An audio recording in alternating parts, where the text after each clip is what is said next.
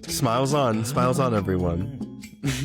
I don't really wanna do this anymore. You don't really know what you mean to me. Stuck in my head. I'm so Since happy the that they superb released it owl. on Spotify. Did they? Yeah, the whole halftime show they put it on Spotify. Oh, I am obsessed. Everyone's like, she's offbeat. I'm like, what are you talking about? Girl, tell me you've never listened to Latin music without telling me that you've never listened to Latin music.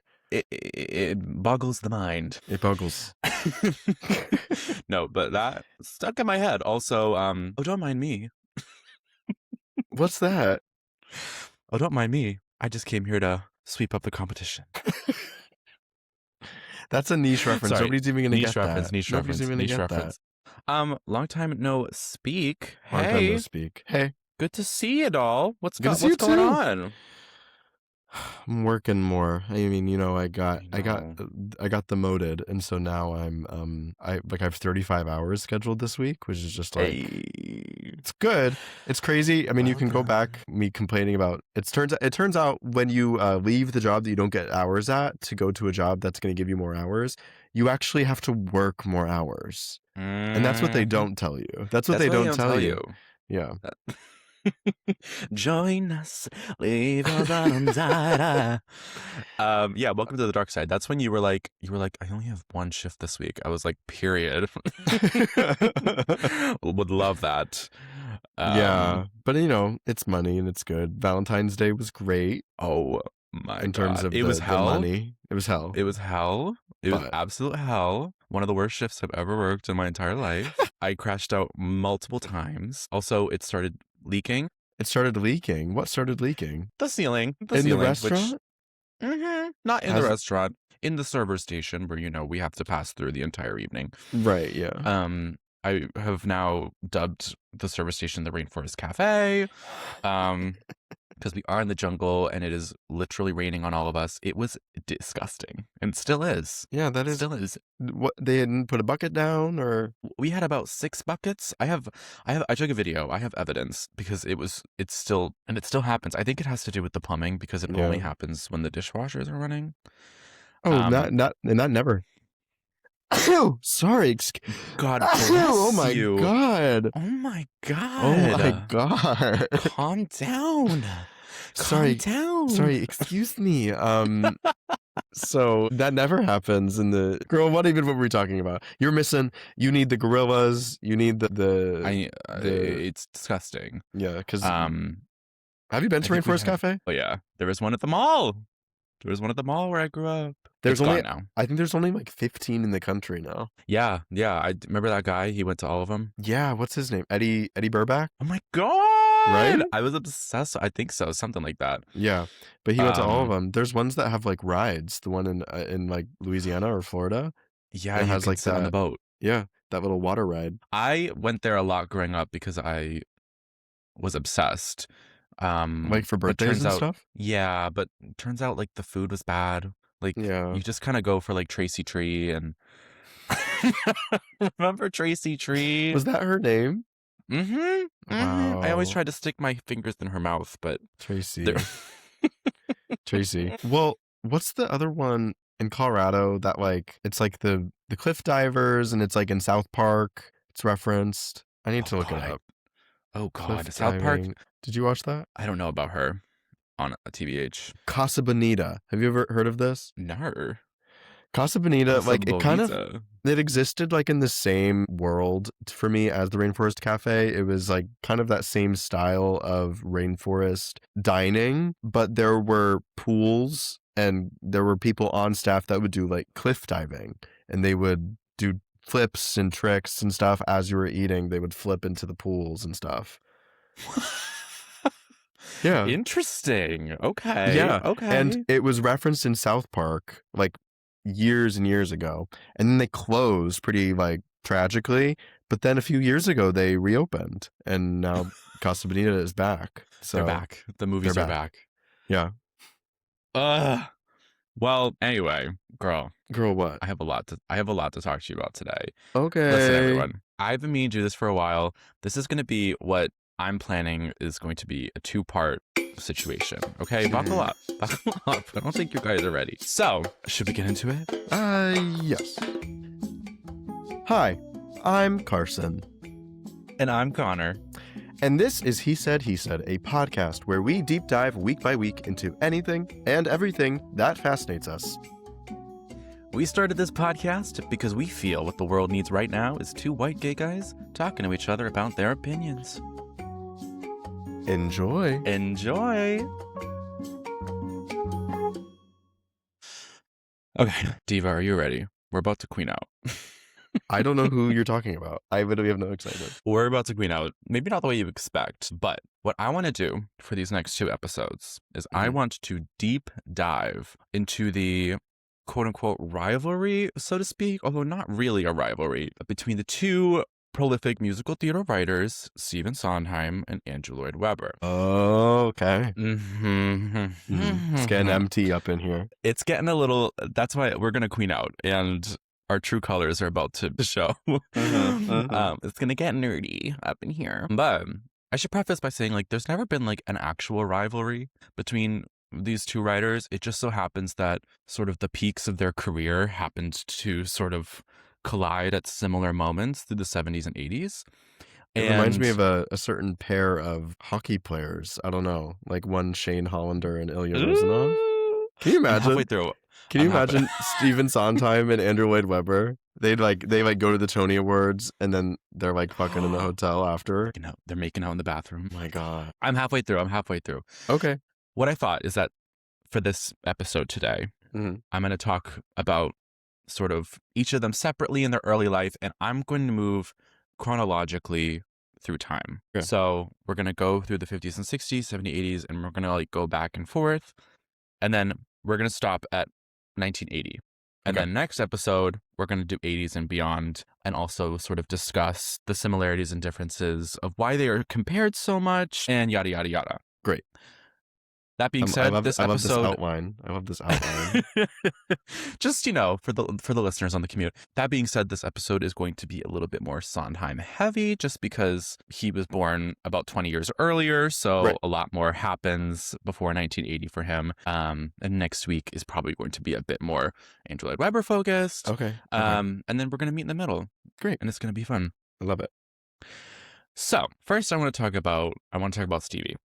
He was born March 22nd, 1930, into a Jewish family. I didn't realize he was born that early. Girl, 1930, same year as my grandma. Wow. My grandma Jackie, pre-World War. So, so he had his mother, Etta Janet, his father, Herbert Sondheim. His paternal grandparents were German Jews, and his maternal grandparents were Lithuanian Jews from Lithuania. Also, there's a lot of information out there about Stephen Sondheim, like biography is written, so there's a lot of info. I'm going to give Cliff's notes, so to speak, about a lot of his upbringing. But basically, he grew up on the Upper West Side of Manhattan, which I actually didn't realize. He had a pretty affluent family. He began, He began piano lessons at age 7, but after his parents divorced, he then lived in Pennsylvania for a while. He sort of was going all over the place. He went to military school for a while. Wow. Yeah. Unfortunately, his parents were not the best, and he cites that his mother was quite psychologically abusive, unfortunately. And she projected a lot of the anger from her marriage into her son. He says, quote, "When my father left her, she substituted me for him. And she used me the way she used him, to come on to and berate, beat up on. What she did for 5 years was treat me like dirt, but come on to get me at the same time." She wrote him a letter saying that the only regret she ever had was giving birth to him. Oh my God. Tragic. That is harsh. Absolutely tragic. Etta. Etta, that is harsh. When she died in the early 90s, he did not even attend her funeral. They had been estranged for over 20 years. Wow. However, on the bright side, because there is a bright side, he credits a lot of his childhood and mentoring towards his teachers and the people that mentored him throughout his childhood and young adult life. And that sort of led for him to be a teacher and a mentor to others later in life. So he always says, like, teachers have saved my life. Yeah. Which is very sweet. Mm-hmm. So after high school, he goes to Williams College in Massachusetts, actually, and he starts as a math major. But after taking a music elective, he's like, nope, I am going to change to music. And he was in the student-run theater group. He Of wrote course. he wrote his first 2 musicals while he was in college. That's so cool. And this was the first time he ever acted. And he actually got pretty good reviews. Okay. As an actor, he was quite successful at it, but of course he turned more to writing and stuff. Mm-hmm. So he traces his love for musical theater to this musical he saw, Very Warm for May, which I believe is a Jerome Kern and Oscar Hammerstein musical, the same team for Showboat. Mm-hmm. He recalled, quote, a butler took a duster and brushed it up, tinkling the keys. The curtain rises and it's just a piano. And he just thought that was super magical. So thus begins his sort of tutelage with Oscar Hammerstein, who was his mentor. He was friends with Oscar Hammerstein II's son, James. Mm-hmm. They were neighbors, and he sort of became his surrogate father, so to speak. And he was his influence and sort of developed his love for musical theater. Wait, can I have a quick sidebar? Oh, yeah. Okay, this is crazy, and I might cut this. But so when I was in 8th grade, we had to do this thing called National History Day. Have you heard of this? National History Day? No. Yeah. National History Day. And it was you had to make a project. It could be about anything. You could make a documentary, you could do a skit, you could do a presentation, you could do a speech, you could write a paper, and you would submit it to this competition.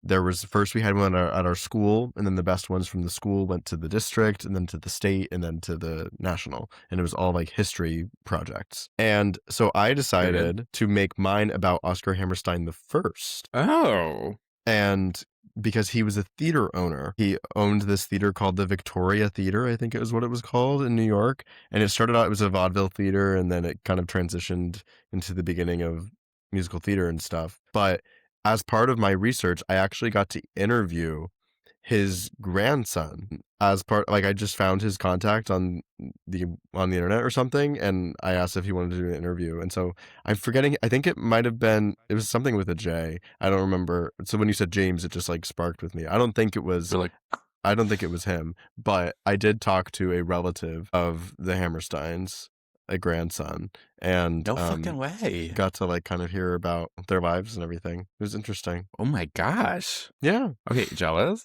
So random, right? I thought you were gonna say you literally talked to Sondheim, and I was gonna be which he was known to do. He was known to respond to people and whatever. All his letters.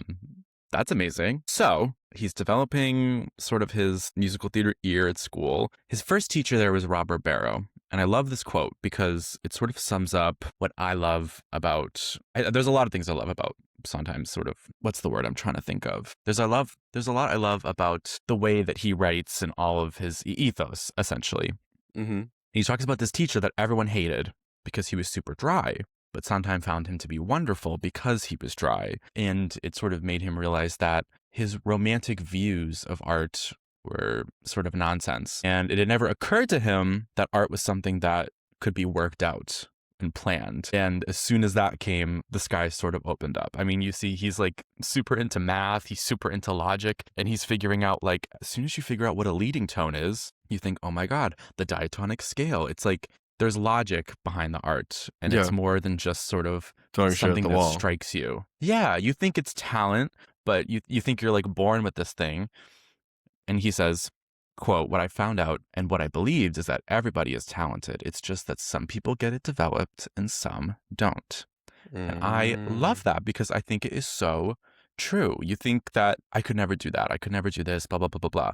But it truly is the more you invest in something, the more you find the logic behind it, and you're able, the skies open up. I just love that. And it goes with music, it goes with his sort of lyric writing, sort of dictionary that he created. I mean, it's also just interesting when you think about the topics that he covers in his work, and it's all very detached. And so I think it's interesting hearing that that's kind of his philosophy about art and creating art, because Well, I think his work is totally meaningful and very deep. I think that it also is very detached from reality and kind of the do you know what I mean? Yes. Yeah. I mean, he very rarely repeated a genre. He sort Yeah. of would dive into this world and sort of get every nook and cranny out of it and then move on to the next thing. Mm-hmm. So when he was at school, he wrote this comic musical by George, it was called.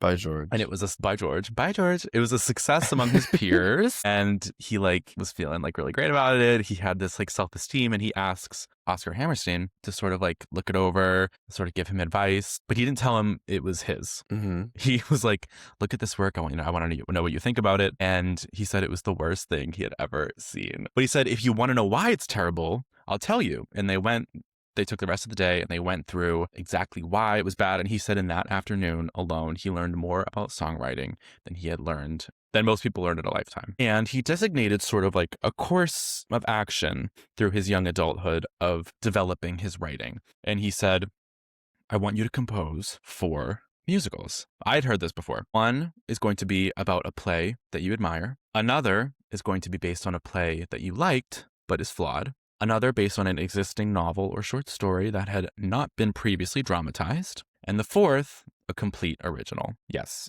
Now, he did complete most of it. None of them were professionally produced or anything. Funny enough, the work based on a existing novel or short story that had not been dramatized was actually his version of Mary Poppins. Imagine if we got like a Sondheim version of Mary Poppins. Like how crazy. Like So he never different. finished it. So different from different. Like the Disney Yeah. effect. Yeah. It never finished. But that was sort of his trajectory into figuring out his writing style. Do you think Sondheim would have written Step in Time? It probably would have. It probably Or would have A been like Spoonful of Sugar? I think it probably would have been a lot darker or more like dense or some like. It would have been like, I think it would have been more like My Fair Lady, very lyrically and textually dense, you know? So, exactly. Yeah. But he finishes these 4 shows by the ripe age of 22. Crazy. So he was like up and at it, ready to go. Now, okay, there were these 2 screenwriters and they were trying to produce this work and they were like shopping it around to different people. They had gone to Frank Lesser, who did like Most Happy Fella and How to Succeed and Guys and Dolls and all that. Of course. And he went to other composers. They all turned them down. But Stephen runs into Arthur Lawrence at this party, and he had seen him one of the sort of backers auditions for his first show, Saturday Night.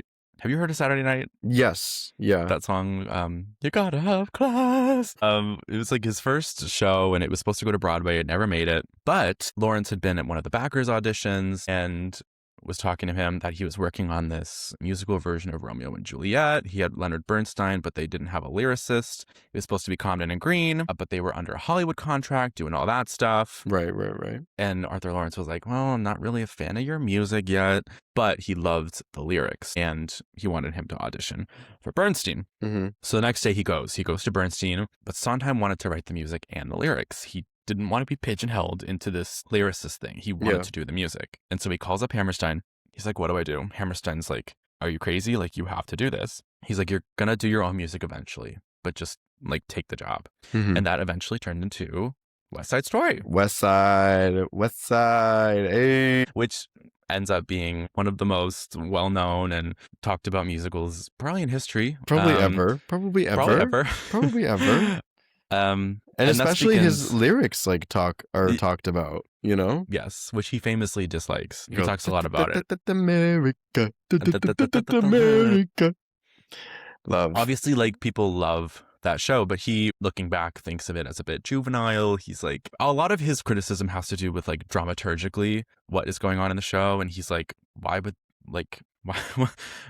immigrants living in New York know about certain things they're talking about? Like, just dramaturgically, he criticizes his own past work. Yeah. And the same thing with Saturday Night also. Yeah.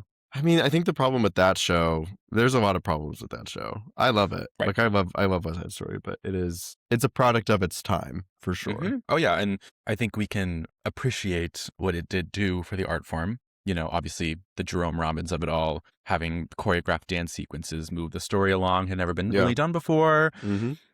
And in a lot of sense, in a lot of ways, that work is so important, still is to this day. But he is made it very clear he's very dissatisfied. And he also is like, they're a little too consciously poetic, which I think I think that's a great, I think it's an interesting criticism because Mm-hmm. I feel like I could say that about other works that he has, but since Consciously then, poetic, like meaning like what? like why would teenagers in New York be so like it's that thing of Mm, wanting to have smart lyrics and having witty lyrics, but also have it make sense yeah.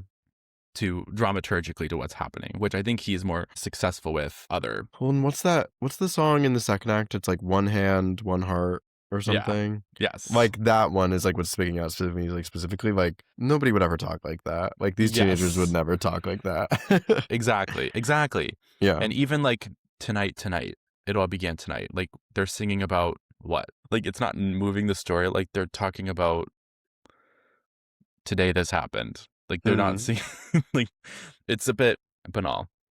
So thus begins his sort of like slew of hits. He's got like 3 hits right in a row. He then works again with Lawrence on Gypsy, which again he like because Cole Porter turns it down, Irving Berlin turns it down, crazy. They had Ethel Merman attached, and he was like, "I want to write the music and lyrics," and she said no. Ethel Merman demanded that they have Julie Stein write the music. I wonder why. I think he was just green. Yeah. And the first show he did write the music and lyrics failed to go anywhere. Yeah. And at that point, like, I don't know, they just wanted a sure thing, I guess. Mm-hmm.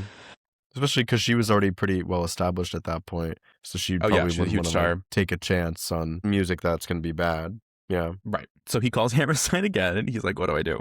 Hammerstein's like, you gotta be kidding me. You have to take the job. So he does it. And then Gypsy goes on to be one of the most highly regarded book musicals ever written. Mm-hmm. It's literally considered to be the perfect book musical. Did you see the revival? Did you see it? No. I know I didn't either. And I wish I had. did not.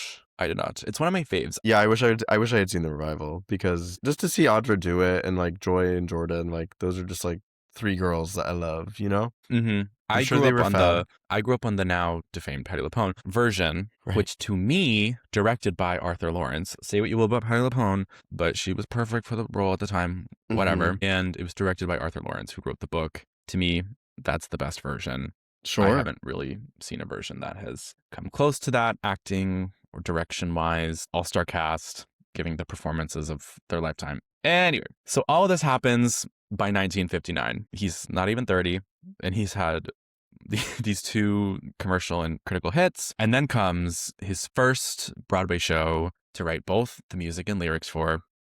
A funny thing happened on the way to the Forum. The motherfucking Forum, bitch. Yeah. Hell yeah. I love this show. Which, yes. So he wrote the music and the lyrics. It's a huge hit, you know. It still technically has the longest original run of any show of which he wrote the music and lyrics for. Really? I didn't know that. Still to this day. Yeah, it ran That's interesting. 964 performances. Yeah, that is long. It won 6 Tony Awards, including Best Musical. This would be his first Best Musical win, first of 4, I believe. Mm-hmm. And yeah, then things take a turn. So he has 3 hits in a row. God. But his next work, Anyone Can Whistle, would turn out to be his first flop, of which there are many. I mean, Saturday Night was a flop, but of which there are several. But that's art. That's art. That's art, isn't it? That's art. Sometimes you win and sometimes you flop. Do you know Anyone Can Whistle? Like a little. What's like the really popular song from that people do? Everybody Says Don't. Everybody Says Don't. Yes. Don't. Everybody says They that. did it Everybody at says Heart that. Everybody says my freshman year. Really? Yeah, they did it at Heart. Yeah. The show is crazy. It is crazy. They've really never been able to make it work. What is it about? What is it about even? I don't really know. It's about, I can't remember the characters' names, but it's about this fictional town, and this woman comes, and she's like a nurse, and there's an insane asylum called I believe the Cookie Factory. Awesome.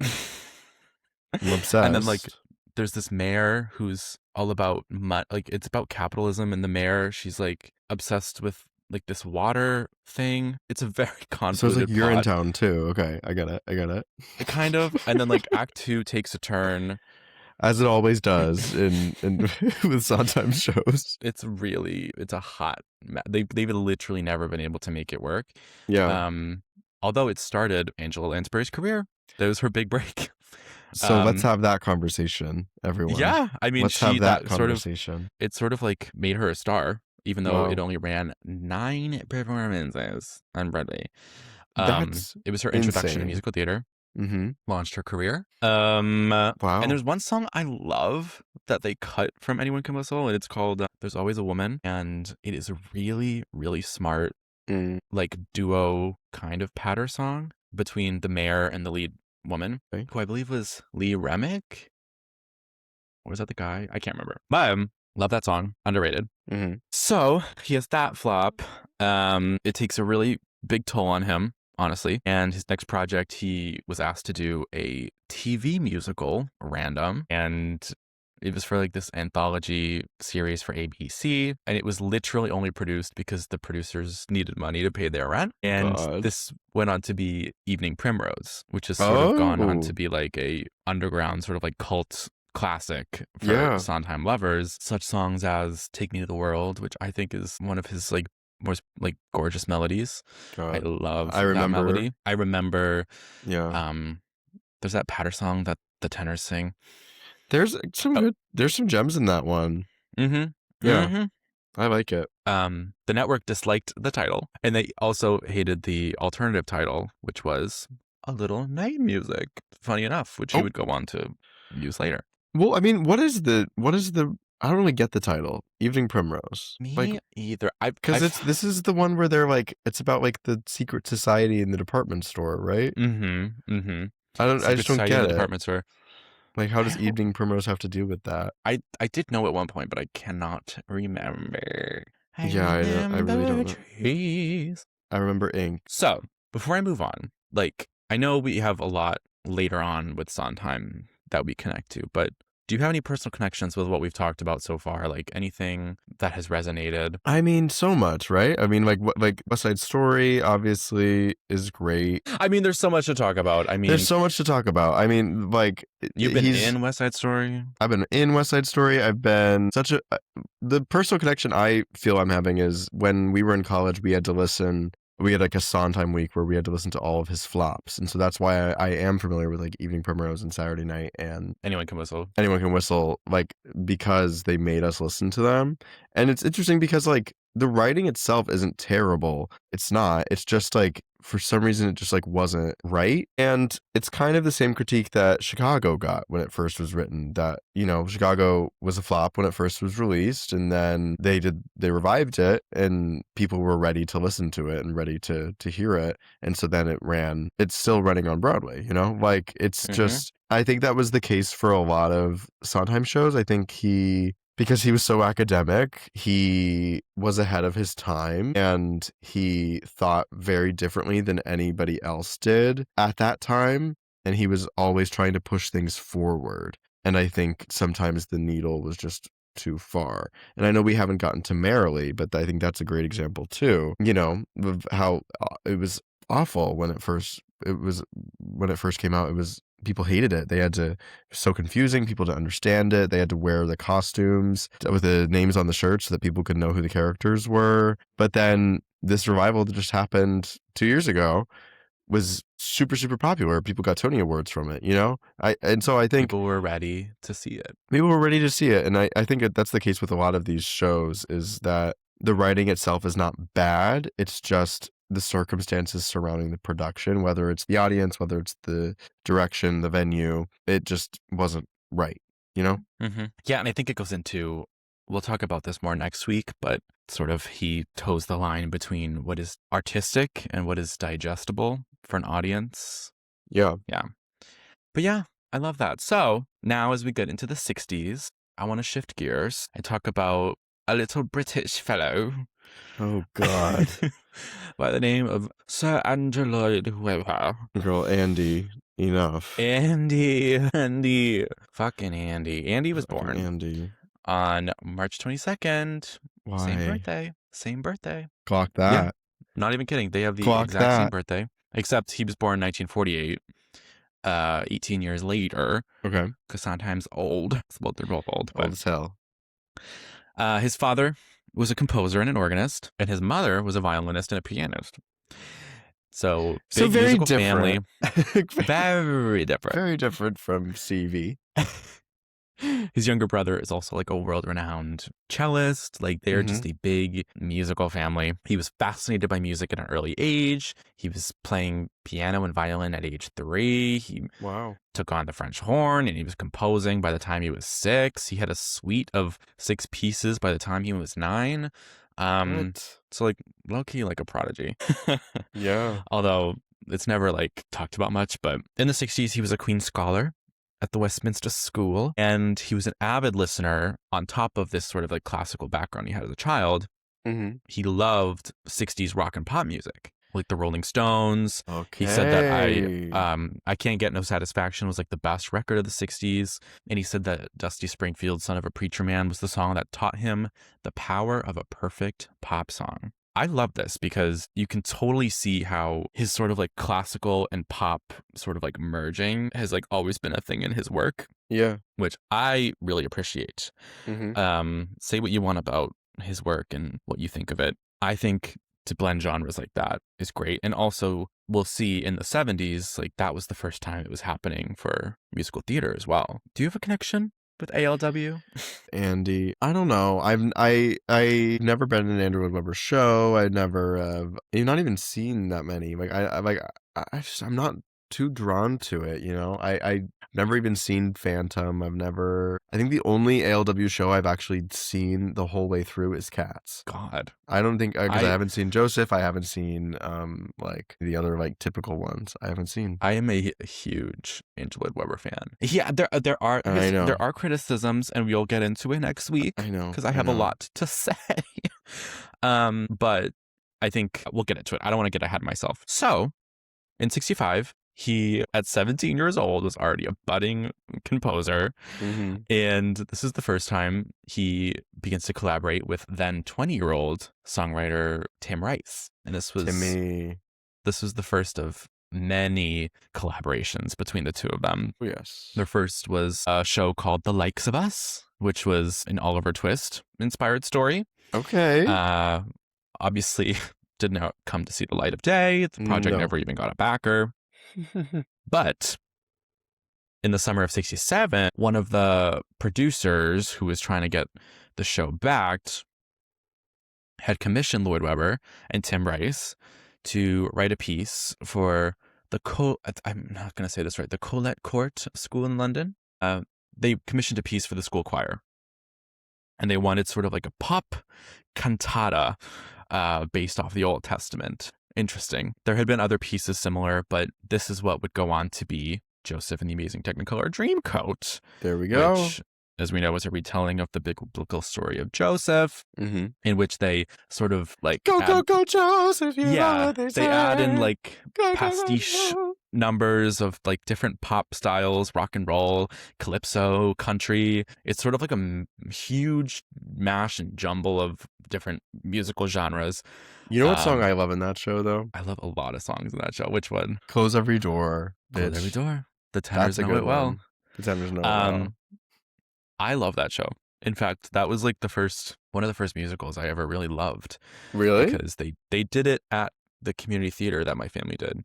Okay. So like my parents both, growing up, we all did community theater. Me, my parents, my sister, and my brother. You were all in it together? Yeah. Oh, but I didn't know that, Con. Together. Oh, That's yeah, it was called cute. Stage one in every mass. So you were all in Joseph together? Well, I was too young. Oh, okay. Which tells you how young I was. Like my brother was a baby, and I was so obsessed with the VHS of the Donny Osmond TV version with Maria Friedman, which I highly recommend. I would argue some of it has not aged particularly well.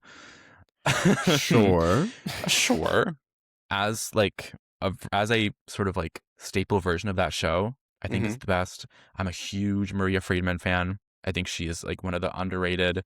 She directed Merrily, the revival. Yeah, crazy. Crossover. One of the most underrated West End performers, I think, ever. Maria Friedman. Wow. Thanks, But I was Maria. obsessed with that version, and I knew all the songs when they were doing the show. So much so that my grandmother actually took one of my bathrobes, like my little like camo bathrobes, and she sewed like strips of fabric onto it to make like a dream coat for me. Yeah. So I hold this show to me near and dear to my heart, and this was actually like one of the first full musicals that they had come to. But it would take a few years for it to actually like hit the stage. In 1969, ALW and Tim Rice wrote a song for Eurovision, which was not selected. But when the lyrics were rewritten, it actually became King Herod's song in what would become Jesus Christ Superstar.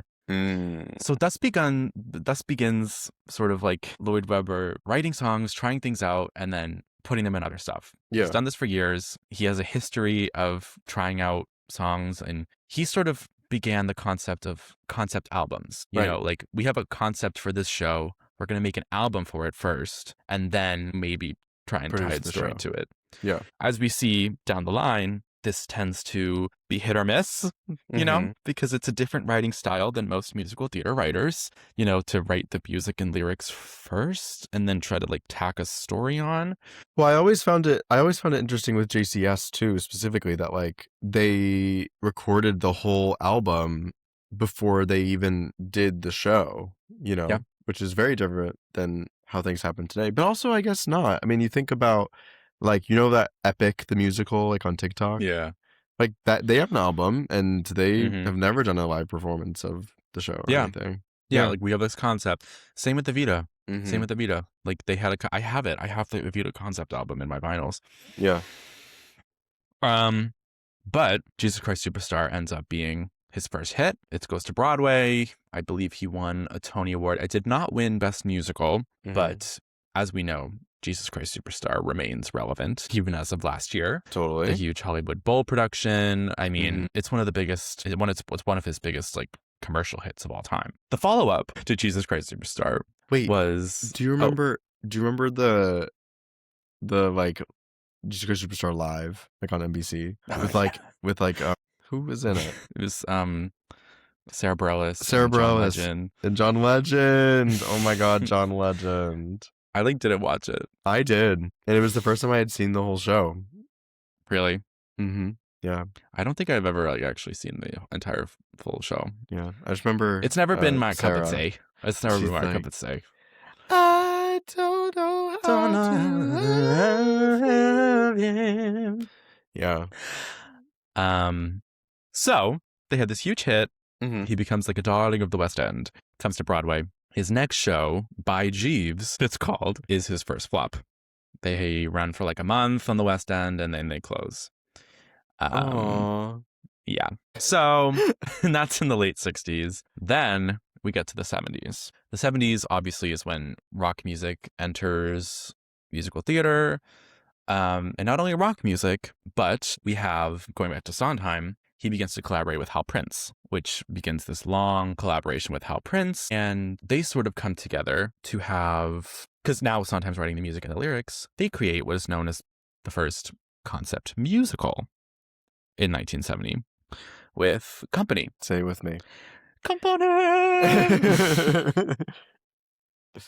So for those of you who live under a rock and you don't know Company, you need to get on it. Get on it.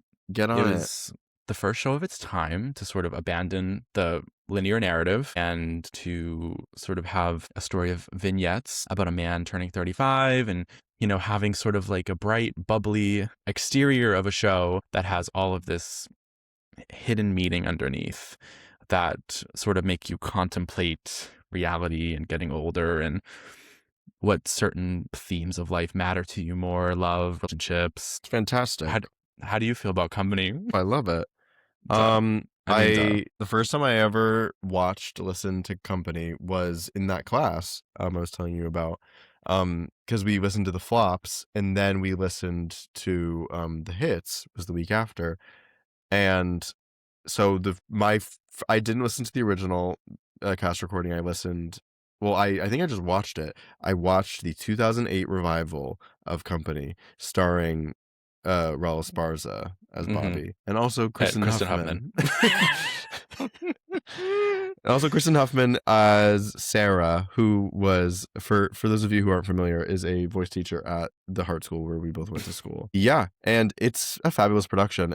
I think it's my favorite version that I've watched is that production. I know people, it's hit or miss with the musician, actor-musician kind of thing. I really like it in company. I think it works really well, and I think it's just so impressive. So I like that, and I also just love Raul Esparza, and so I think it's great. I also did see the revival in 2022, was it? Yeah. Yeah. Or no, 2020 or 1? Yeah, it was pretty soon after COVID. It was like right at the beginning. Who's the director of that? The British girl? Marianne Elliott? Yes, Marianne Elliott. Yeah. I had tickets twice and I had to cancel because of COVID. Like, because you got COVID? Because people adjacent to me got COVID. Damn. And I was nervous about traveling to New York. Sure. New York was hell. It was. New York was hell. I was really upset I did not get to see that revival because the now defamed Patti LuPone. The now defamed Patti LuPone, but Katrina Lenk was in it. Jen Simard. Yes. Oh my Tony God, nominee. Jen Simard. Oh my God. For playing Sarah. She was awesome.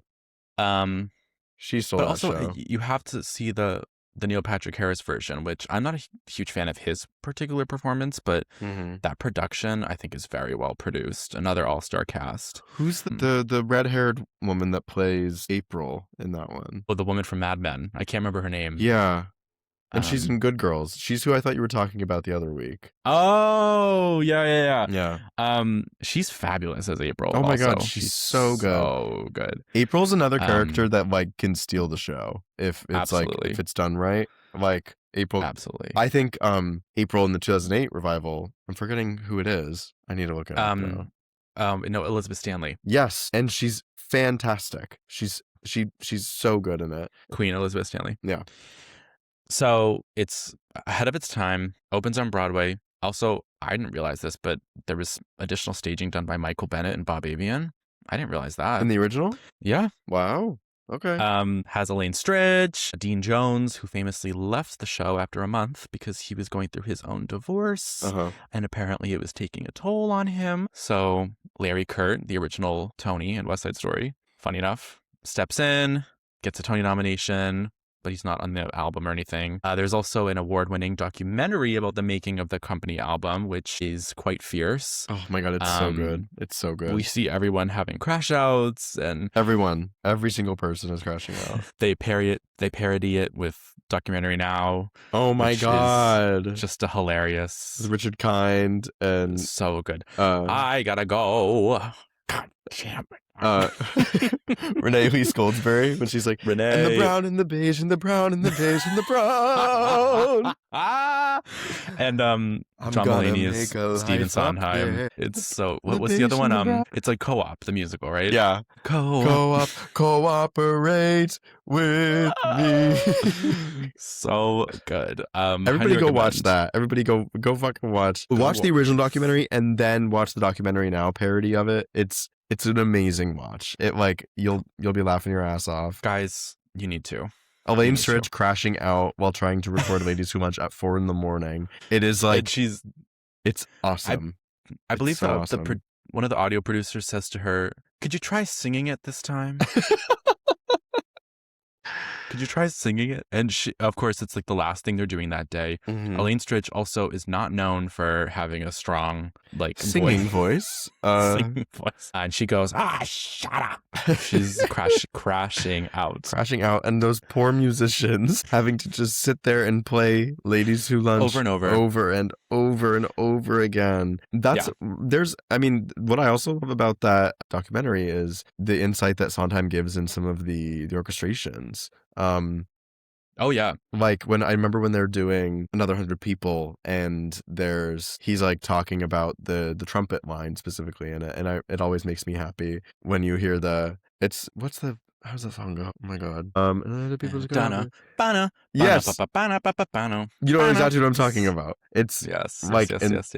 It's just he's so smart and clever, and the way he interweaves motif throughout this show that is like seemingly so disconnected. Yeah, but I love Company. I think it's great. And the notes he gives the performers also, because they've been performing the show for a while, and now it's like, okay, we're going to document this thing. Like, I want to make it specific in the way that it's written. What is it? And she keeps saying, Bobby, baby, Bobby, booby, Bobby. And he's like, Bubby. Bubby. It's Bubby, not booby, Bubby. And she like can't get it. And he's like very specific. Bobby, baby, Bobby, Bubby. It's like book, Bubby. Say book. So cunt. So Company, huge success, wins a million Tony Awards for Best Musical. Then the next year, literally the next year, Follies, which is sort of like, people don't talk about Follies, but it's sort of... They really don't. It's sort of this hidden gem that has been discovered through time, but like he's not like known for this show, and it hasn't sort of had that like that revival redemption it deserves. I mean, it had like a great revival a couple years ago, but I mean, what a cool story. Like what a cool, I mean, there's so much we could talk about. Like we can't get into all of these shows individually, but like it's layered though. Did you know Larry Rakin was in the revival? Yes. Yes. Beautiful girls. Beautiful girls. Yes. Could I Leave You? Amazing song, Broadway Baby. Yeah. Like just all of these, whatever, like just to have it be like the ghosts that haunt this theater and like the old thing and whatever. That's just sort of like a forgotten classic, to be honest. I obviously like haven't seen the show because what theaters are producing Follies? No one. Nobody. But I digress. Then we have one of my personal favorites, A Little Night Music, 2 years later, which also goes on to win Best. So much romance. This also goes on to win another his third Best Musical. Also completely written in triple meter, which I think is just fab. I think this is his most succinct and like it's his most, to me, it's his like perfect score. It's just so pleasing to the ear. It's so smart. I highly recommend. They did a production in the 90s at the New York City Opera. It's on YouTube. They filmed it for Lincoln Center, and it's just all opera singers. So it is like the best of the best singing this material. It is so good. It's so well acted. Yeah. I highly recommend you take a gander. A Weekend in the Country, like banger. In the country, how exciting. An absolute banger. I think it's his most like systematic score. It's like it's a machine. Everything about it is so you know, like he was, I imagine like he was, when he was writing it, he was like so like everything needs to be in the exact right place. And of course, Send in the Clowns became a huge radio hit. The Clowns, because that used to happen. Theater songs used to become radio hits. We didn't even talk about Losing My Mind. Well, Losing My Mind, yeah, another radio hit. But famously also had a film version directed by Hal Prince that was like a failure, critical failure. Yeah. So hit after hit after hit. Then we have Pacific Overtures. Right. His most unconventional work, and it explored like the westernization of Japan, and it was like mock like kabuki style. This one has sort of been lost to time, but he has said it's like his favorite thing he's ever done. Yeah. The Someone in a Tree, right? Yeah. That's his favorite song he's ever written. Yeah. Crazy. I like it. Sure. So that was a lot. But we have Andrew Lloyd Webber, we have Stephen Sondheim. They're both having sort of these budding careers as writers. Yeah. Sondheim's starting to win awards. Andrew's starting to get some traction over here in the States. And by the late 70s, they both have sort of what I consider to be each of their biggest hits at the time. I mean, Sondheim had so many. But within a year of each other, we have Evita in 1978, and we have Sweeney Todd in 1979, which actually in the States, Sweeney came first and then Evita. But we're going to leave this until next week. And this is where we are going to start off our discussion next week. All right. With Sondheim versus Andrew Lloyd Webber. Boom, boom, boom. On the Broadway. On the Broadway. See, there's so much to talk about. We just can't fit it all into one damn episode. I know. But I'm happy we got to talk about Company. Love that show. Yes. Company. Dream show. I've never been in a Sondheim show. What? That's crazy to me. And I'm dying to do it. I'm dying to do one. Any? Like if you could pick, which one? Sweeney. Yeah. Or Into the Woods. Yeah. This is both good. Yeah, but we haven't gone there. We haven't gone there. We haven't gone there yet. But yes, that is part one of the Sondheim versus Andrew. Yes. Yeah.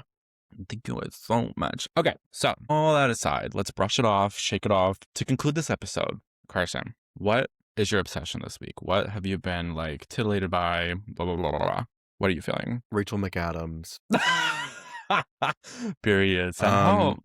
Send help, but also The Notebook, like just everything about her, to be honest. She's just kind of awesome. She's really good at acting, and she's kind of just being an inspiration to me this week. I think she's so cool. Yeah.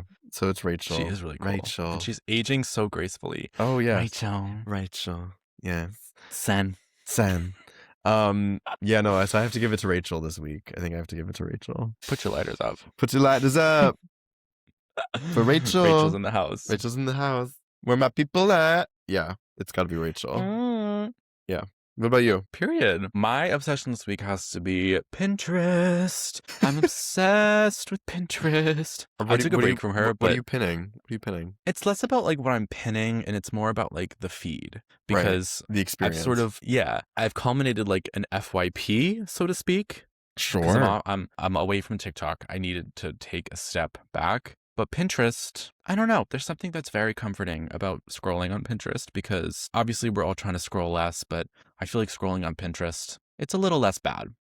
Do you get videos on Pinterest, or is it just it's images? No, images and inspo. And I have obviously like my folders and things that I've pinned over the years. Mm-hmm. And now because of that, it's curated a feed that to me is very pleasing, and I still get inspo and inspo, like for it's what? Constantly though? Changing lifestyle, style. Sure. I have one for like food and beverage. Like I have one now. I'm getting a lot of like bar carts because I'm like inspired by like cocktails and shit. I love. So it's ever changing. Tattoos, piercings, like all sorts of stuff. Yeah. And it changes based off what I search for, because sometimes I'll be like searching for bullshit. I would always go on Pinterest like for like haircut inspiration. There's another one. Haircuts, shoes. Haircuts, shoes, pants. Yeah. Pants. Okay. That aside, what are you saying goodbye to? What are you saying? Move on. I'm done with you. Okay, I got one. I'm saying goodbye to Wi-Fi. I just like Wi-Fi is kind of pissed me off recently. Like I think it's a good thing. I love Wi-Fi. It's like a good invention, whatever. My Amazon like Alexa Echo is not connecting to the Wi-Fi recently, so that's been bugging me a little bit. Because I got to put my white noise at night, and I can't. So that's been a thing. But then I've just been thinking about Wi-Fi in general. Specifically, I've been thinking about Wi-Fi, like public Wi-Fis. And they can be so dangerous, because if like you join a public Wi-Fi and somebody that has like a hacking device is also on that public Wi-Fi, they can get into all your shit. So I've been very diligent about not joining the public Wi-Fi, because that shit can be dangerous. VPN. I've actually never had one. Have you had a VPN? Yeah, I did in high school, but I was like, I'm not paying for that shit. Yeah. I don't know. Maybe I need to invest, but I don't know. What about you? Oh, it just flew right out of my damn brain. Oh, what was it? No. What was it? Oh, okay, I'll say this. I'm saying goodbye to being pale, because I got a spray tan.